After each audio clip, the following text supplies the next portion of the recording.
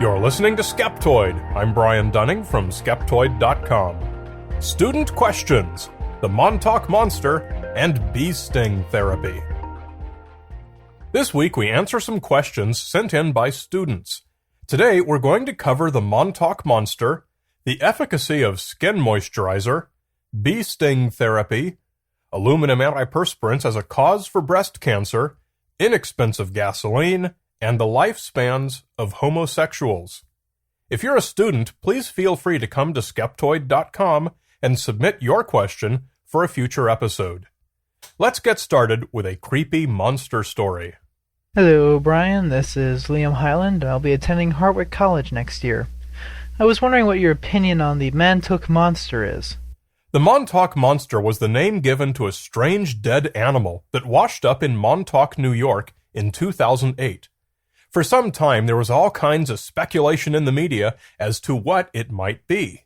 It was hairless, discolored, bloated, and partially decomposed, making identification impossible for the layperson. Some conspiracy theorists even claimed it was an escaped genetic abomination from the Plum Island Animal Disease Center, a Department of Agriculture facility located offshore for the safe study of hoof and mouth disease. In fact, the Montauk Monster was simply a dead raccoon. Dead animals in water lose their fur rather quickly, leaving a hairless body. For some reason, the Montauk Monster's nose was missing, either due to predation or decomposition or both, exposing the front part of its skull. It was also missing its top canines and top front teeth. In photos, you can see the holes in the upper jaw where these teeth were. If you do a Google image search for Montauk raccoon, you'll find a comparison of an actual raccoon skull with a close-up photo of the Montauk Monster's head, including the exposed bone and tooth sockets, and the match is clear. But it sure was fun wondering whether it was some weird monster from Plum Island. Hello, Brian. I find myself perpetually confused by the pseudoscientific claims of the beauty industry. I'm 33 years old. Have I caused myself irreversible skin damage by never using moisturizer on my face? You're certainly right to be skeptical of beauty industry claims. Reading any ad for a cosmetic product makes me gag. The all-natural fallacy abounds, as well as endless made-up statements about recharging, nourishment, regulatory molecules, rebalancing, and of course, detoxification. I like to keep in mind that until relatively recently in human history, nobody ever used moisturizer. And even today, the majority of the world's population, including nearly all men, have never used a moisturizer. So all around you is good evidence that any benefit moisturizer may have for healthy people is not that big of a deal. Moisturizer is, however, an effective treatment for a number of skin conditions.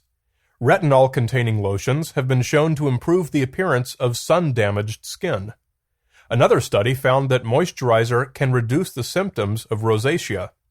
Patients with atopic dermatitis also get some relief with moisturizer.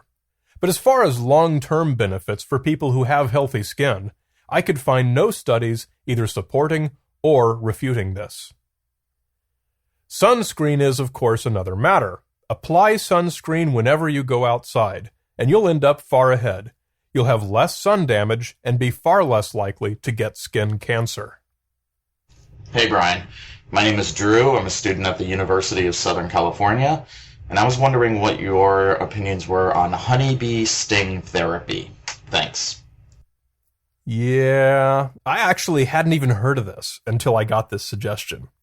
Apparently, some people are marketing bee stings as an alternative therapy to treat a staggering array of conditions, including orthopedic injuries, cancers, multiple sclerosis, arthritis, eczema, chronic fatigue. I found one page where a guy gives you live bees to sting you and lists 35 different diseases he claims it will cure. Of course, for people who are allergic to bee stings, this treatment can easily be fatal. And for the rest, it amounts to little more than what we in the Brotherhood call a wallet extraction. I found no research whatsoever supporting any kind of therapeutic use for honeybee venom. except in allergy shots for people who are at risk of dying from bee stings. This is called Hymenoptera venom immunotherapy. Calibrated doses are carefully given, much less than you'd get from an actual sting, and this can confer a tolerance to the allergen. But even this is not guaranteed. As far as the use of bee venom as an alternative therapy, this has all the signs of being just another excuse for quacks with no medical training to charge money for some useless trick that can be disguised as a medical therapy. But this is one case where I can absolutely guarantee you that if you give your money to these people, you will get stung. Hey, Brian, excellent show. I'm a big fan. This is Jim Van Dusen from Red River College in Winnipeg. I've heard and read that antiperspirant has aluminum chloride or something in it that plugs your pores, and it's a contributing factor in breast cancer. Please aim your skeptical eye, or nose in this case, on this. Thank you very much. Aluminum is the active ingredient in antiperspirants, and it works by temporarily clogging sweat ducts. Some scientists have suggested that the aluminum can be absorbed by the skin, where it can mimic the activity of estrogen in the cells. And since estrogen promotes the growth of breast cancer cells, a few scientists have connected these dots and suggested that antiperspirants can contribute to breast cancer. This is one of those complicated medical questions that's hard to research because there's no clear consensus when you look at the studies that have been done.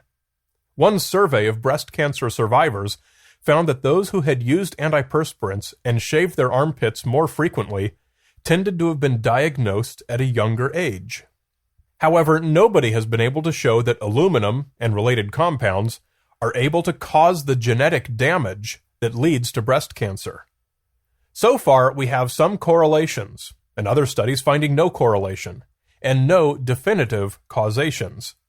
If there is a breast cancer danger from aluminum, the effect has been so small that we've not been able to clearly see it. So although the danger might be there, the evidence so far shows that it's probably not going to have an appreciable effect on whether or not you get breast cancer. Either way, never take medical advice from any bonehead podcaster, any more than you should take it from any of 1,000 websites trumpeting the big pharma conspiracy to spread breast cancer through carcinogenic antiperspirants. Ask a medical doctor. Hello, Brian. I am Alessandro, and I would like to know if Arco gas is bad for your car. Arco is a discounted gasoline brand. But doesn't all gas come from the same commodities market? Is there ever a reason to buy expensive gas when the station next door offers the same octane level at a cheaper price? To get a truly authoritative answer, I consulted with Dennis Semonitis, the longtime engineering editor for Road and Track magazine. Dennis has forgotten more than most automotive engineers will ever know, and he always brings a rational, skeptical perspective to questions like this one. According to Dennis, the more expensive name brands are more expensive for a reason.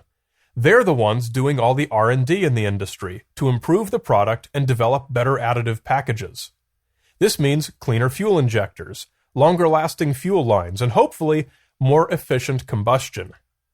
Truthfully, it's unlikely that most people would notice any real-world difference between name brand and discount gasolines. Any benefit is likely to be cumulative over a long period. Whether you're getting 10 cents a gallon's worth of improvement is certainly debatable and dubious. But it should be noticed that the price difference is justified, at least to some degree, by more work having gone into the product.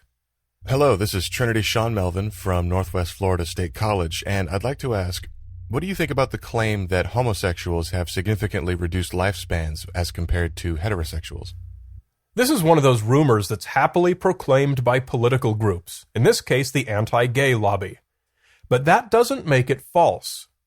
In 2008, Danish researchers published a study in which they compared the mortality rates of over 8,000 people who married a same-sex partner.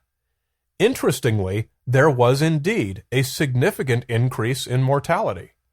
The largest increase came from men who married before 1995, the period when AIDS was primarily in the gay male population, and before effective AIDS therapies were available. For women during that period, and for men and women ever since, mortality among Danes with a same-sex partner is still 34% higher than for the general population, but only within the period of 1 to 3 years after marriage. The authors attributed this to people getting married to enjoy their final months together after a terminal AIDS diagnosis.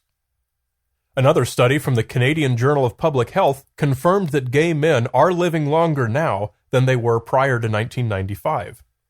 Because gays are one community in which AIDS incidence is higher than in the general population, gays overall do indeed have a shorter average life expectancy, though this has diminished as antiretroviral therapies have improved. But if you discount AIDS, then the difference in life expectancy disappears. Homosexuals without AIDS have the same life expectancy as heterosexuals. Thus, making the generalization homosexuals have reduced lifespans is a bit like saying Civil War veterans had poor manual dexterity, without happening to mention that the reason was that more of them were amputees.